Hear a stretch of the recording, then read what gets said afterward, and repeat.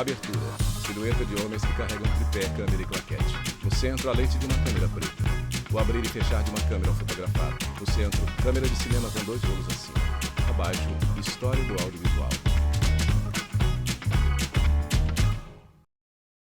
Animação. Homem caça antílope com arco e Quem flecha. diria que tudo começou com os homens das cavernas? A história do audiovisual está ligada efetivamente desde Gilson o momento Porto em Júnior, que o ser doutor em humano comunicação. começou a produzir imagens, por exemplo, as pinturas rupestres. Elas são uma forma de manter imagem, né? De manter a visualização, e efetivamente isso também era uma forma de comunicação. Comunicação que começou a ganhar vida com a criação do cinetoscópio em 1891. Por meio de um visor individual, era possível ver imagens em movimento de uma pequena tira de filme, exibida repetidamente. 4 anos depois, os irmãos Lumière apresentaram ao mundo o cinematógrafo, uma máquina manivela que permitia captar as imagens, revelar o filme e depois projetá-lo em uma tela. Nasceu assim o cinema, que em sua primeira fase não tinha som. Era chamado cinema mudo. Cena de briga em preto e branco.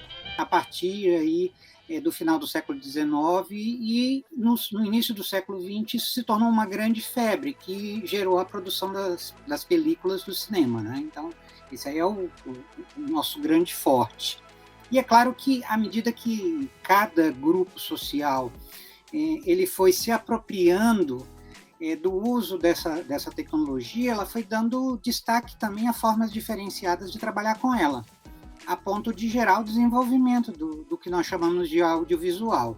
Quando a imagem ganhou som, deu origem ao audiovisual, nome que vem de 2 palavras em latim, audire, ouvir, e videre, ver. 1896. A exibição de uma série de filmes de curta-metragem no Rio de Janeiro marca a chegada do cinema ao Brasil. 2 anos depois foram feitas as primeiras gravações na Baía de Guanabara. 1927. Lançamento do primeiro filme falado produzido em larga escala, The Jazz Singer. 1930. Fundação da Comédia. Primeira companhia cinematográfica do Brasil. 1935. As películas de cinema passam a ter uma paleta de cores, formada por 3 camadas, O problema era você verde, ter vermelha e acesso aos preta. equipamentos. Lucila Meirelles, diretora Era de vídeo muito e TV. difícil você ter equipamentos. Então, eram poucas as pessoas que tinham um equipamento que chamava Open Hill, que era um sistema de rolo, e havia as pessoas se reuniam para fazer vídeo, né? É o início dos coletivos audiovisual no Brasil. Um longa-metragem você faz hoje, 15 dias. Antigamente não era um ano que você trabalhava com isso. E para você fazer o copião do filme na José moviola, Maria Lopes. para depois levar para o Relações Públicas do laboratório, Museu para da fazer o Imagem e do Som, trans, São e Paulo. fazer a cópia, colocar o som, sabe? É um trabalho engenhoso. Toda a informação filmada era cinema. Então ela nunca estava no imediato. Ela já precisava ser revelada, ser copiada, para poder ser vista. Então, aí você já tem uma respiração, né? A velocidade da informação já era mais controlada. Paula Ribeiro, cineasta. Você tinha notícias da guerra, estou falando coisas antes de mim, né? Tinha notícias da guerra, as pessoas iam ao cinema para ver imagens da guerra. Essa imagem tinha sido filmada um mês antes, às vezes a guerra já tinha acabado. O futebol, o canal 100 de Niemeyer, o canal 100 era incrível, as pessoas iam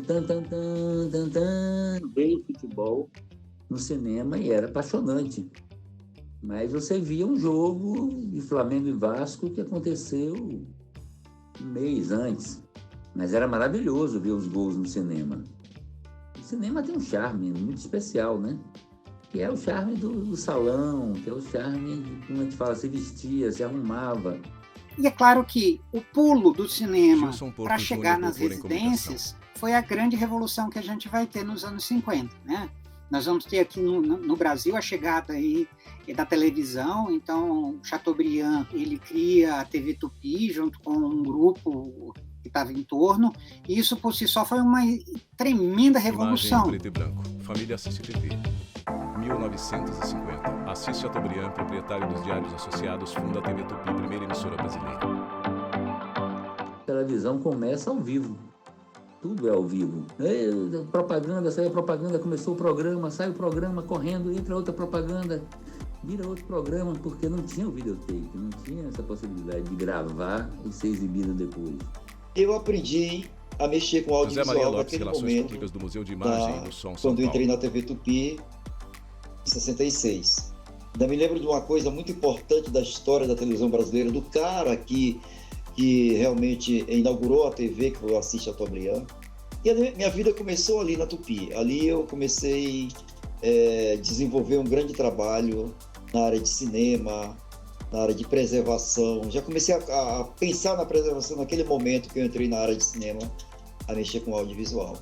A programação, é claro, era preto e branco, né? Os canais eram instáveis, mas efetivamente foi uma revolução do ponto de vista comunicacional. E eu recordo dos meus pais e avós falando justamente da experiência que era e assistir televisão na casa do vizinho, porque às vezes era uma televisão para uma vizinhança inteira, e as pessoas se apinhavam nas janelas do lado de fora para ver a imagem da televisão. Então, era um evento social importante a chegada da televisão. Vinheta. Silhueta de homem. Ele aparece com claquete na mão. A chegada do homem à Lua, dos americanos, né, que pousaram na Lua e deixaram lá uma marca de uma bota na areia da Lua. Aquilo foi transmitido, todo mundo parado no planeta Terra assistindo uma aterrissagem de astronautas na Lua. Armando Sampaio Foi Lacerda. fascinante ver aquilo, espetacular. Para mim, o evento mais marcante da televisão foi a chegada da TV a cores, com o Bem Amado. Não só por ser uma novela incrível, retratar a situação política brasileira e tão atual, Ana né, Luísa Schunk, hoje em professora. dia, mas também de ser de autoria de Dias Gomes, né? É o meu preferido. Eu era o cara que carregava todo dia, da Tupi ao Rio de Janeiro, as novelas na mão. Eu rodava o script, gravava a novela, e 5 horas da tarde eu pegava uma perua e me levava até o aeroporto, chegava no Rio às 6h30, a novela entrava às 7h, e aí José era o Maria último Lopes, capítulo que eu Relações levei Públicas do Museu da e Imagem e cheguei, do o Som carro São quebrou, Paulo. não passou o capítulo, os caras brigaram comigo, porque eu não vim mais cedo, terminou de gravar 5 horas, não deu certo, mas não, porque eu já estava cansado de andar em elétrica, peguei outro avião e fui lá pro Galeão. 1959. A TV Continental é a primeira a utilizar o videotape no Brasil. Décadas de 1960 e 1970. As Meus câmeras 15 portáteis anos, de 8 e 16 milímetros eu ganham ganhei de espaço no presente mercado, uma principalmente nos Estados filmadora Unidos e na Europa.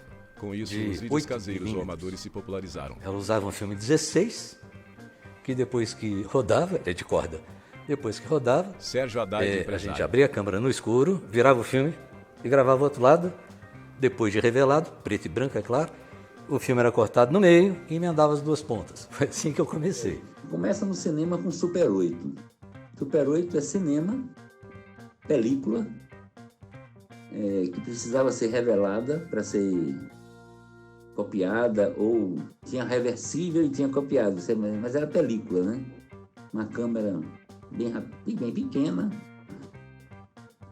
e que era feita para registros familiares. Quando se criou o Super 8, foi criado nesse Paula sentido. Ribeiro, cineasta. De registros de família, de coisas assim.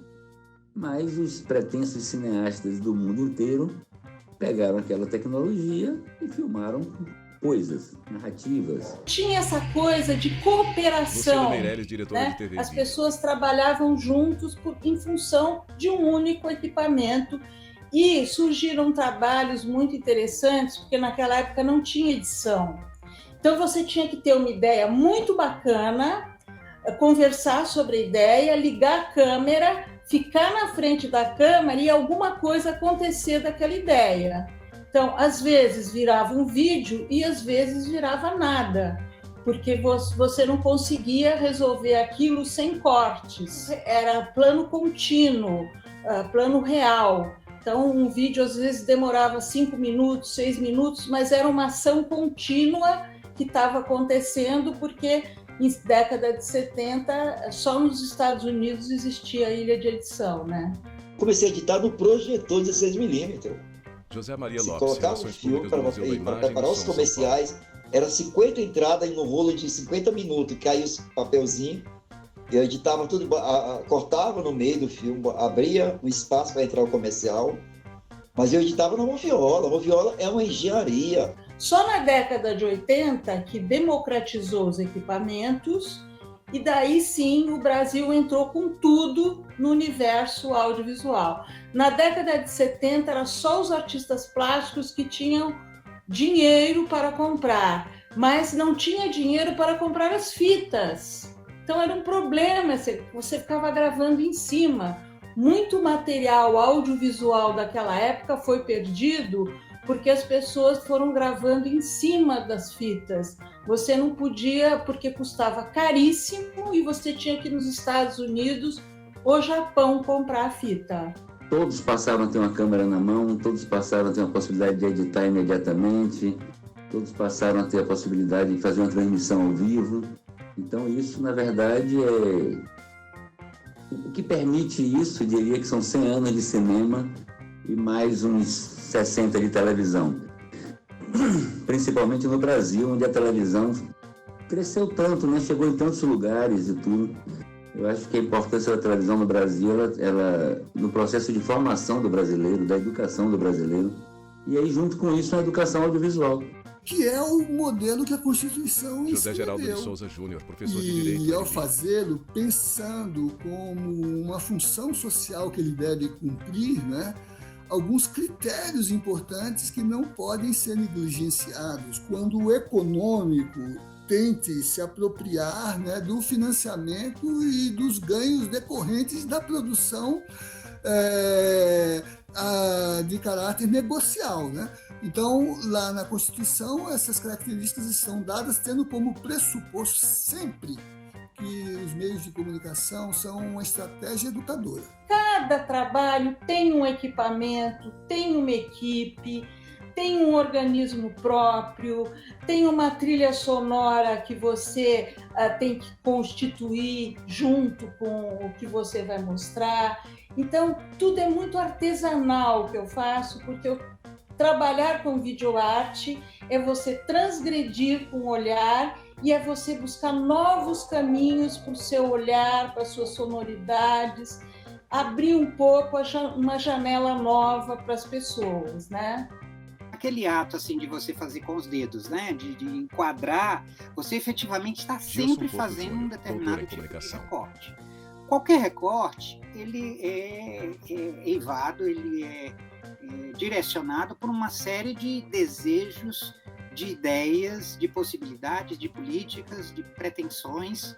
Então, todo documentário, por mais que ele tente retratar a realidade, ele é sempre um recorte daquele momento. E isso é legal, do ponto de vista produtivo e do ponto de vista da criação de conteúdos e de conhecimento. E nós podemos olhar para o documentário como uma possibilidade de registrar o momento, tá? O momento, a história, a vivência, os sofrimentos, as angústias, a criação e até as contradições que nós vivemos. Olha, eu acho que o cinema é a matriz, né? Eu brincava muito nessa passagem da nomenclatura, quando a gente falava assim, cinema e falava audiovisual. Eu brincava assim, pô, se você vai fechar uma rua e você pedir que você vai fechar uma rua porque você está fazendo um audiovisual, ninguém vai fechar a rua. Mas se você falar que está fazendo um cinema, que está fazendo um filme de cinema, ele tem um certo charme, ele tem um peso, esse peso inaugural da construção da narrativa, né? Da narrativa visual que o cinema trouxe na nossa cultura do século XX toda, um século cinematográfico, né? 1970. A Copa do Mundo no México é transmitida a cores. 1972. É feita a primeira transmissão oficial a cores no Brasil. A Festa da Uva de Caxias. Com certeza também foi uma grande revolução. A televisão colorida ela foi introduzida nesse mercado que necessitava experimentar a comunicação de massa de outras formas, e com isso nós vamos ter eventos que ganharam repercussão. 1988. Um decreto regulamenta o chamado Serviço Especial de Televisão por Assinatura, popularmente conhecido como TV a cabo. Mais do que consumir conteúdo, passou a ser possível escolher o que assistir por meio das TVs por assinatura. Eu preconizei na época o seguinte, canal de televisão vai valer cada vez menos. Por quê? Sérgio Haddad, empresário. A forma de chegar à programação até o seu consumidor final vai se multiplicar como se multiplicou. Então, em compensação, o que passa a ter valor? O conteúdo, que é o que vai diferenciar. Belo Horizonte foi a primeira capital brasileira a ter uma concessão de TV a cabo. As pessoas nem acreditavam muito, mas a fórmula deu certo. Isso não vai dar certo. Ninguém nunca fez isso. Essa foi, né, uma das maiores dificuldades que eu vivi na época. Eu não tinha argumentos de empresário, porque eu não era empresário. Eu sentia que aquilo tinha que ser feito e sentia que aquilo podia dar muito dinheiro também. A linha era vendida para ser instalada 6 meses depois. Então o cidadão comprava a linha e aguardava 6 meses para ter TV a cabo em casa. Hoje você liga a televisão em todos, não apenas de política, de economia, mas de arte, de tudo. Você tem acesso a tudo.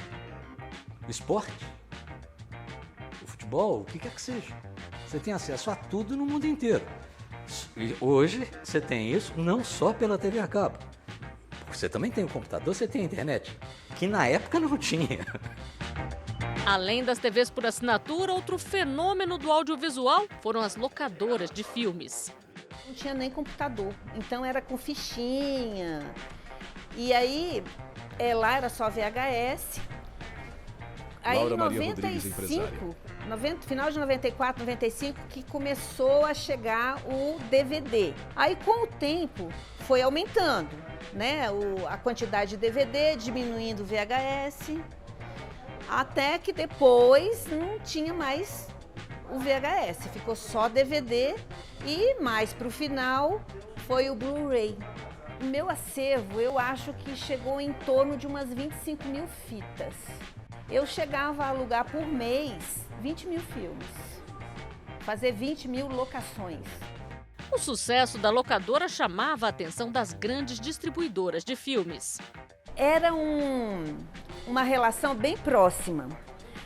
Então as empresas, né, a Warner, a Fox, a Disney, eles tinham representantes que nos visitavam mensalmente, nos traziam fitas para a gente assistir os filmes antecipadamente, para a gente ver quantas a gente ia comprar. Então, o meu trabalho como empresária, além de administrar o negócio, era assistir os filmes e saber quantas cópias eu tinha que comprar de cada para atender o meu público. Dá saudade, mas é uma evolução natural, né? Inclusive, tem gente que me pergunta, né? O que você acha que acabou com as videolocadoras? Foi a pirataria? Eu falo, não foi a pirataria, porque muitos clientes, mesmo tendo acesso à pirataria, preferiam alugar um DVD original, né? Na minha opinião, o que acabou com as videolocadoras foi o download, a rapidez do download, porque aí ficou fácil, porque nem as TVs a cabo, elas faziam frente às videolocadoras, porque as TVs a cabo, elas não tinham o acervo que a minha videolocadora tinha. 2005, o YouTube surge com a proposta de possibilitar a publicação de vídeos na internet de forma simples e modifica a forma de pensar e fazer audiovisual. O grande pulo, efetivamente, se a gente pensar no campo do desenvolvimento, nós vamos ter com a chegada da internet e a criação do primeiro canal público, gratuito, em que as pessoas se apropriaram de diversas formas. Em 2005 a gente vai ter a criação do YouTube, né? Que começa gratuito, sem muita resistência, sem muita dificuldade de você colocar, você tinha espaço, tinha ferramentas e tinha instrumentos para criar. Isso por si só também foi uma certa revolução, foi uma certa transformação que levou as pessoas a criarem seus vídeos e gerarem tendências mundiais, a ponto de nós hoje entendermos que de fato a velha TV que nós tínhamos antes, com programações fechadas, já não agrada a toda a população. 2007, começa a mudança do sinal analógico das TVs para o digital. A transformação do analógico José Maria digital Lopes, de hoje... Relações Públicas do Museu da Imagem e do Som, São Paulo. É você pegar uma fita quadruplex que está lá guardada há 70, 80 anos, né? E você coloca numa fitinha, num pendrive hoje você coloca uma fita daquela, sabe? Se digitaliza, sabe? Recupera ela de uma maneira limpa. É um trabalho muito demorado, mas essa evolução foi muito grande para mim, foi muito bacana. Então começa pelos equipamentos, as mudanças no universo audiovisual. Você sai no analógico e para o digital. Depois tem toda uma questão do próprio equipamento. Você sai do VHS, você vai para o Hi8, do Hi8 você vai para uma câmera um pouco melhor de cartão, né? Você sai do Matic e vai para Beta, né? Então já é também uma transformação. Depois começa também as diferenças de temáticas, né? As temáticas são bem diferentes da década de 80, da década de 90, que já começa a ter uma hibridização, né? As coisas, você entra no digital, então você pode misturar formatos, você pode misturar um Super 8 até com uma câmera digital. A mulher fala para a câmera fotográfica que filma.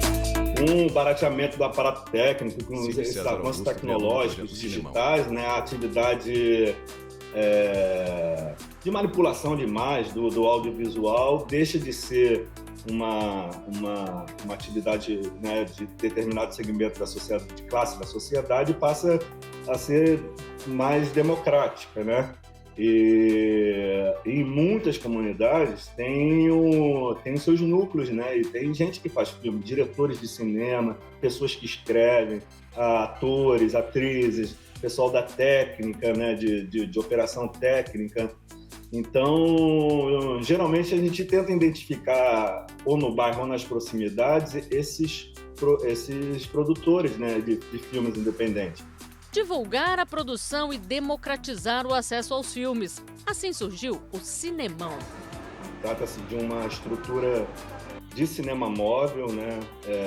Com uma tela de dimensões de cinema, com estrutura de som potente e tudo mais, que a gente faz ocupação de espaços públicos e populares com essa estrutura para projetar filmes nacionais. Esse projeto surge numa espécie de um ato político, no momento que a cidade do Rio de Janeiro passava por uma transformação através da ocupação bélica dos territórios das favelas, né, com as conhecidas UPPs. E para contrapor esse modelo de ocupação bélica do Estado, a gente, enquanto operário da indústria audiovisual, pensou no projeto Cinemão, né? Caveirão, Cinemão, e adaptamos um carro. Então a gente criou esse esquema de mobilidade e tem um impacto muito grande nas comunidades, porque boa parte da população das comunidades assim dificilmente acessa essas salas de cinema, né? Sobretudo também os filmes nacionais, né, que ficam restritos a um circuito muito específico, né, dos festivais, dos canais de televisão de assinatura.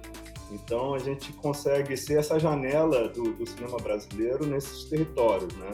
Além de ser uma janela de difusão do audiovisual, nós também produzimos filmes, né? Nós temos assim a produção do Cinemão, são 6 curtas-metragens, temos 2 médias e 2 longas-metragens, inclusive um deles uma coprodução internacional com 11 países, e o outro que nós concorremos ao Prêmio Petrobras Cultural na Mostra de Cinema de São Paulo, em 2018.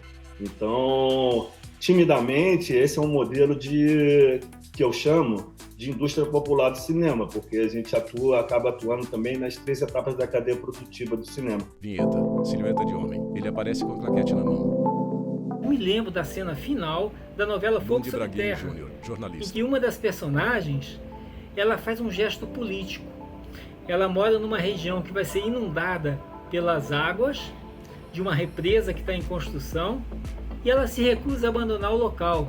E eu torcendo para ela se levantar e sair correndo, mas ela fica lá e ela morre. Eu não podia ainda entender a dimensão política daquele gesto de resistência.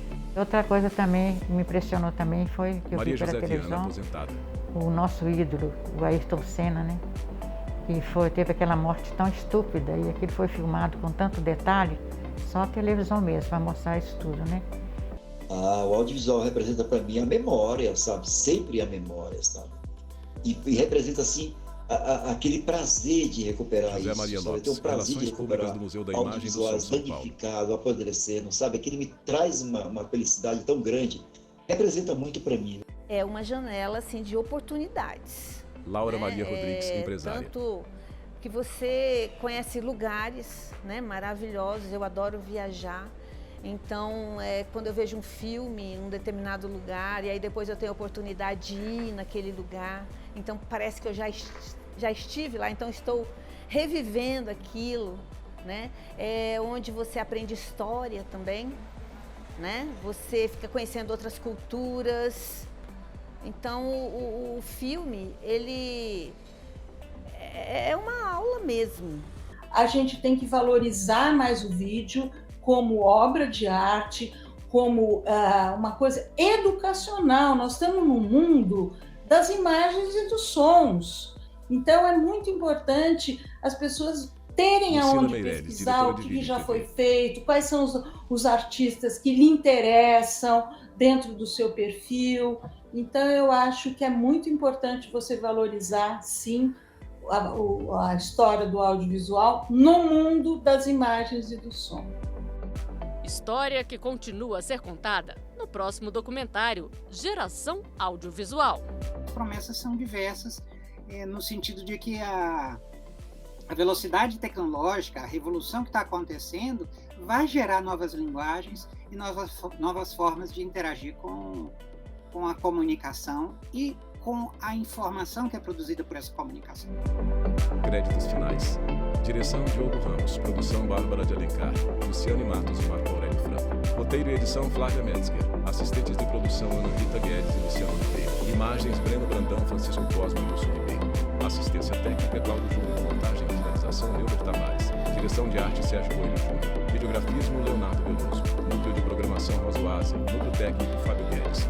Núcleo de produção de programas Flávia Soledade. Supervisão, Coordenadoria de Gestão da TV e Rádio Justiça, Secretaria de Comunicação Social, STF. Realização TV Justiça, 20 anos.